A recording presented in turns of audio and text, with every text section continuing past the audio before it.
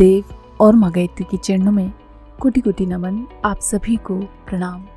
ब्रह्म वर्चस्व कैसे जगाती हैं गायत्री, इसके पिछले वीडियो में हमने जाना था कि गायत्री या सावित्री ये दोनों शक्तियाँ तभी हमको वरदान दे सकती हैं, तभी हमारा कहना मान सकती हैं, जबकि हम अपने व्यवहार में सच्चाई को लाएं, झूठ बोलना बंद करें, कपट बंद करें। धूप बत्ती जलाने से, हवन करने से, मंत्र की माला फेरने से बस माँ गायत्री खुश नहीं होती। उसके लिए अपने व्यवहार में सुधार लाना अति आवश्यक है। आइए जानते हैं उससे आगे।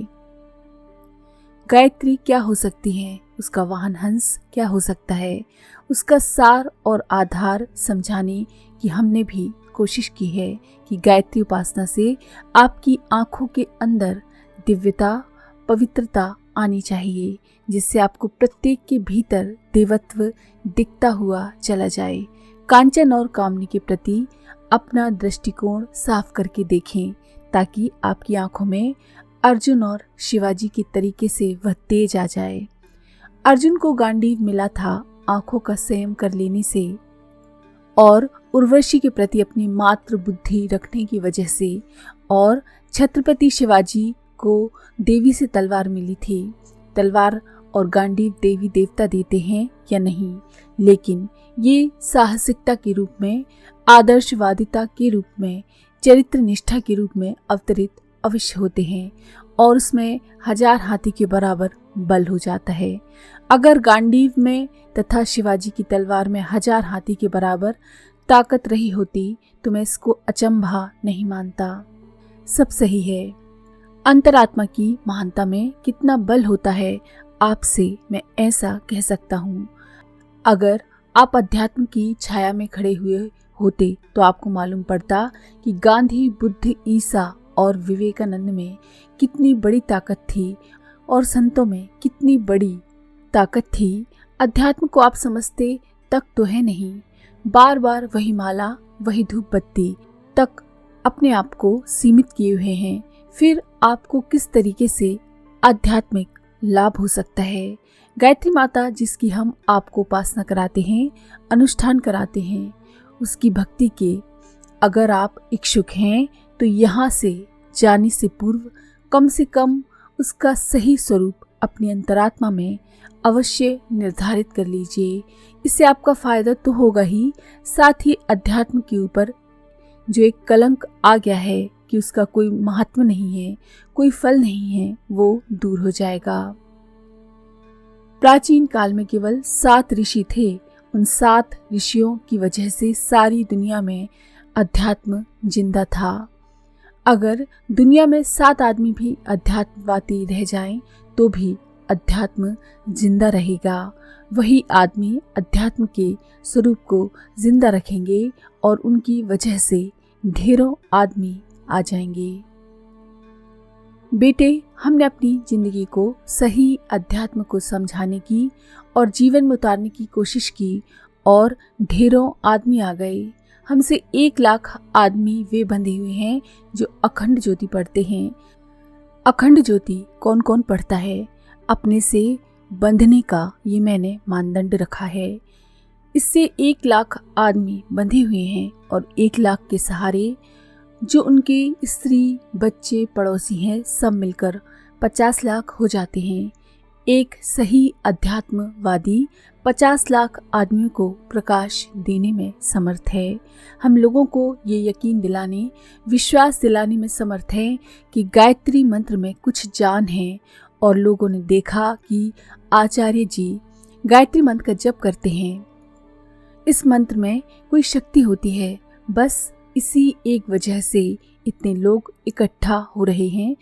और अभी जब तक मैं जिंदा हूँ, मैं समझता हूँ कि सारी दुनिया भर में करोड़ों आदमियों को गायत्री मंत्र का उपासक बनाकर जाऊंगा, क्योंकि मैं एक सही अध्यात्मवादी आदमी हूँ और लोगों को ये मालूम है कि उपासना का फल इनके पास है। इसलिए एक आदमी काफ़ी है और सबके सब नास्तिक हो जाएं तो इससे कोई बनता बिगड़ता नहीं। उस एक आदमी की वजह से ही ढेरों आदमी अध्यात्मवादी बन जाएंगे। इसलिए मैं चाहता था कि अध्यात्म का, गायत्री माता का असली स्वरूप आप समझ करके जाएं। तब काम चले, तब फायदा हो, तब उद्देश्य की पूर्ति हो, तब फिर आपको भी आनंद आए, कुछ हमको भी आनंद आए, भगवान को आनंद आए, गायत्री माता को आनंद आए।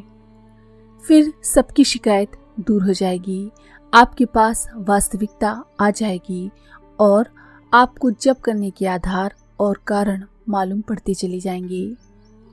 हम आपको जो बार बार कराते हैं उसके कई पॉइंट हैं। पहला पॉइंट मैंने आपको शिक्षक छात्र का पढ़ने पढ़ाने का बताया। दूसरा व्यायामशाला का। व्यायामशाला में आप जाइए और पहलवान जी से पूछिए कि साहब क्या हो रहा है, आप कितने दंड बैठक करते हैं। उत्तर मिलेगा 200-300 बैठक करते हैं। ये क्या है? रिपीटेशन, जिसे बार बार करना पड़ता है। मिलिट्री वाले लेफ्ट राइट और कवायद के रूप में रोज रियाज करते रहते हैं।